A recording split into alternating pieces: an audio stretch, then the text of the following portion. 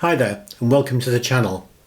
My name is Mark Lamb and I'm a documentary and portrait photographer from the northeast of England. During the COVID lockdown, I wrote an urban fantasy book called Brilliant Objects, which was published in 2021. One of the minor characters was a freelance photographer in New York who happened to be present when the Brooklyn Bridge uprooted itself from the river. Whether you're a fantasy fan or a photographer, I hope you'll enjoy this brief glimpse of the day that Manhattan took to the skies. Just a warning though, unless it's not immediately obvious, I am not a professional actor and my American accent is not great. I'm sitting in a diner in Brooklyn, a window seat with a view of the East River. I'm waiting for a guy from the garment district who has a whole bunch of tattoos. I hope he'll fit the book I'm doing, The Illustrated City. It's basically the boroughs showing off their tats. When he walks in, we engage in small talk, but I can't keep my eyes off his face, his neck, his arms. The guy is like a walking art gallery, and straight away I'm thinking of putting him in the park with the Brooklyn Bridge as a backdrop. We talk some more over coffee while he admires my camera, and then we head out. As I frame up for the first shot, there's the roar of a motorcycle behind me. Tatman runs at me like I'm in danger, but grabs the camera out of my hands as the rider scoops up my bag. They're burning rubber and 50 yards away before I get the picture. The one that says, "You've been robbed, sucker." 10 minutes later, I'm leaning on the riverside railings, cursing my own stupidity. Just when I think I'm calm again, I see the bridge pedestal move. It rises a couple of inches into the air and drops back a second or so later.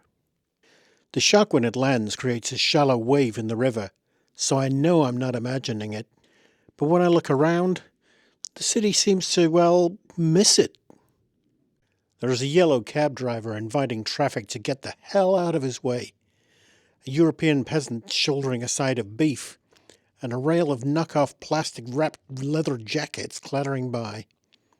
In an otherwise deserted alley, a mob guy rolls a kid for dough, and further along, a dealer exchanges a rap for hard cash as an Irish cop looks the other way.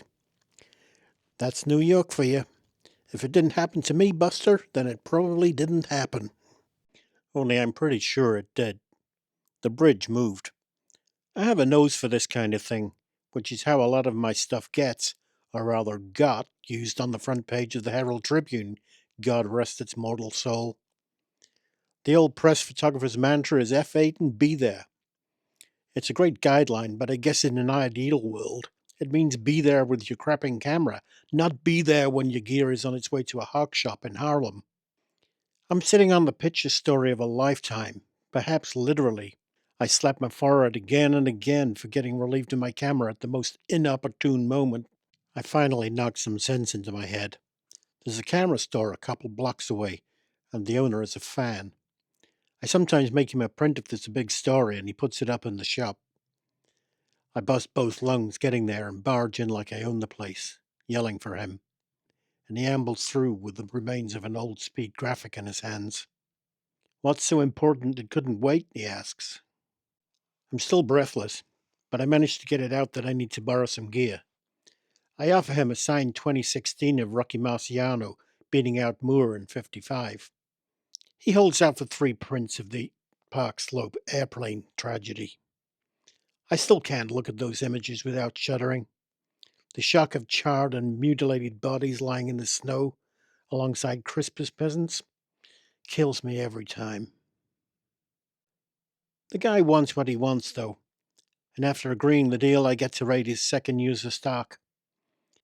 I pick up an old Nikon F because they're built like tanks, but the choice of lenses is limited. There's a compact wide angle and a short telephoto, but they're slow glass, so I take the 50. A quick shutter and iris check, and then I'm looking for film with a decent turn of speed. He has a single roll of Tri-X and another of HP4. Geez, way to go on the stock levels, brother. And then I'm running back. Only feels like 10 blocks now, and when I get there, I'm a wheezing, coughing wreck, bent over in the rain. I loaded the film in the store, So I have 36 attempts to capture whatever gets thrown my way. Then I need to change film with an ocean running down the back of my neck. There's a bum there, searching through the trash. Wants to know why I'm going to be taking photos. I point at the bridge. He just smiles and offers me a bite of the bologna sandwich he's just found. The focusing is gritty, and the aperture ring requires a stevedore to operate, so I leave it wide open to gobble the remaining light. Raise, frame, focus, release. The reflex mirror bounces and rattles, and the shutter's a bit hesitant, but experience says the first frame is in the bag.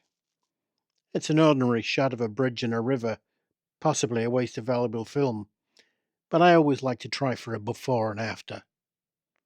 Here's what the sleepy upstate town of Hicksville looked like before the gas main exploded. And here it is again when the pall of dust settled. Note the child's stuffed toy placed deliberately in the foreground of the desolation shot. That rabbit is pure Hollywood heartstrings. I try to ignore the clattering and traffic and yelling behind me, just waiting for now what feels like a half forgotten dream. The city is getting on with its business as usual, and I'm getting stupidly wet. I take shelter under the bridge. There's a God Almighty crack that sounds like the moon exploding. The bridge pedestal lifts, exposing bricks that haven't seen the light for 100 years. This time, people notice. The chestnut seller screams. Hobos stand and stare as the entire edifice rises for a few seconds, then falls again, slowly and with a certain amount of deafening grace. Panic ignites the air. I run clear of the bridge and get a couple of shots on the hoof, then skid to a halt. When did I reach the point where my eyes would lie to me? Or am I the victim of some elaborate hidden camera show? The entire island of Manhattan is rising, the waters of the East River dripping from its vast underbelly as everything from Battery Park to Washington Heights takes to the air. But my finger is stilled on the shutter release.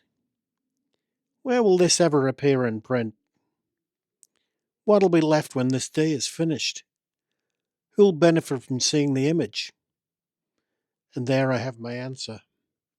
I lower the camera, carefully remove the canister, and pull the film out, exposing it to the light of the sun. Some things are just not meant to be seen.